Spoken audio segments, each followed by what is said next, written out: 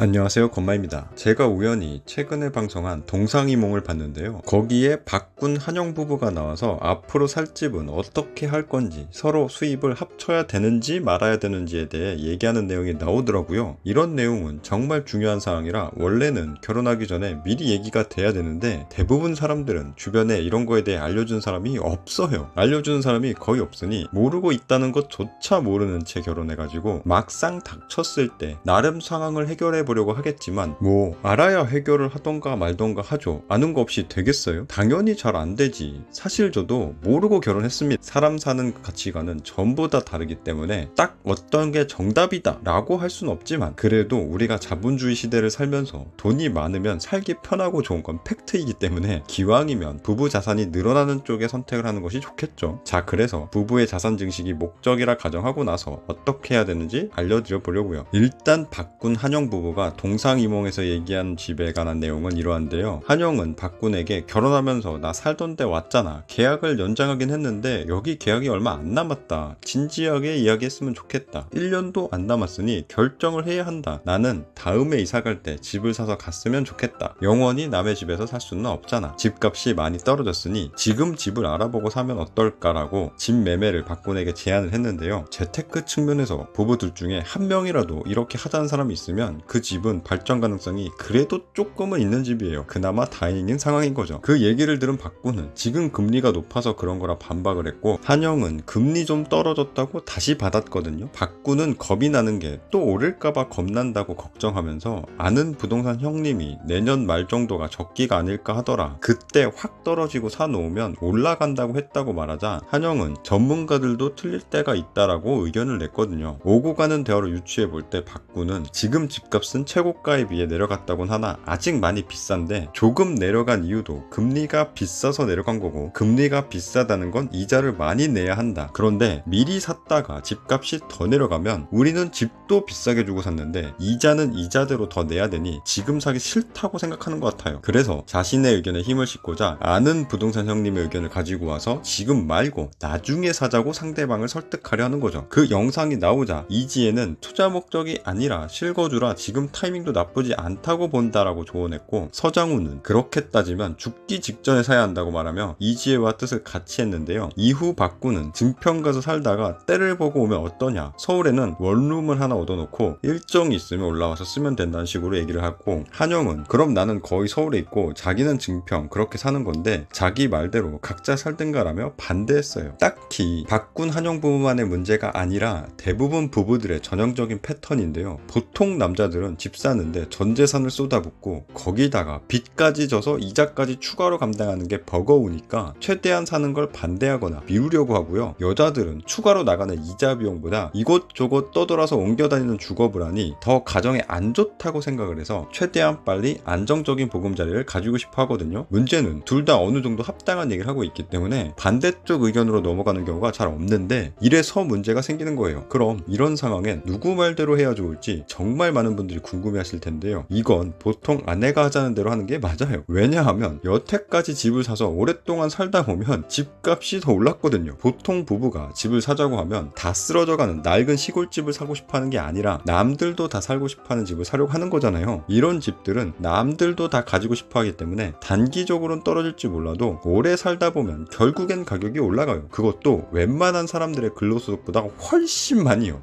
예전엔 그랬지만 이제는 인구가 줄어들어 안 오른다고요? 그러면 더더욱 사람들은 도시로 모여 살게 되고요. 도시의 땅은 한정적이기 때문에 사람들이 살고 싶어하는 지역의 집은 계속 늘릴 수가 없죠. 그래서 사람들이 살고 싶어하는 집의 가격은 계속 오를 수밖에 없는 구조를 가지고 있어요. 이걸 부정하려면 자본주의를 부정하고 공산주의 국가 북한으로 가시면 됩니다. 보통 사람들은 박군 말대로 빚 없이 돈 모아서 최저점일 때 사려고 이것저것 치기 따지다가 내가 버는 돈이 집값 오른 속도를 따라잡지 못해서 결국 죽을 때까지 집을 못 사게 되는데 더 무서운 건 박군 같은 생각이 집 없이 쭉 살아온 사람들의 머릿속에 무의식적으로 박혀있는 전형적인 가난한 마인드라서 주변에서 아무리 얘기를 해줘도 본인 생각이 잘못됐다는 생각을 전혀 못한다는 거예요. 집값이 좀 떨어지는 것 같으면 거 봐라 앞으로 더 떨어질 일만 남았는데 지금 왜 집 사냐면서 본인이 집을 안 사놓고 막상 시간이 지나 집값이 막 올라가면 이 비싼 가격에 저 집을 왜 사냐. 이거 다 비싼 가격에 집을 산 사람들이 잘못한 거고 보고 또 사람들을 그렇게 만든 사회가 잘못됐다, 남 탓을 해버리거든요. 게다가 이런 사람들은 집도 쓰다 보면 낡아서 사용가치가 떨어지는 다른 소모품들처럼 생각해서 집값이 크게 오르는 걸 인정하지 못하기 때문에 미리 사놓은 집이 큰 자산이 돼서 시간이 지나며 더 큰 돈으로 굴러간다는 생각은 하지 못하고 대출받아 집을 사면 지금 당장 나가야 되는 은행 이자를 훨씬 아까워하는데 이거 고치기 쉽지 않습니다. 어떻게 하냐고요? 저도 그랬거든요. 제 아내는 집을 사자 했는데도 저는 계속 추가로 돈 안 드는 전세를 살면서 돈을 모으다가 때 되면 사자 하다가 완전 망할 뻔했으니까요. 지금 생각해봐도 너무너무 아찔하네요. 와,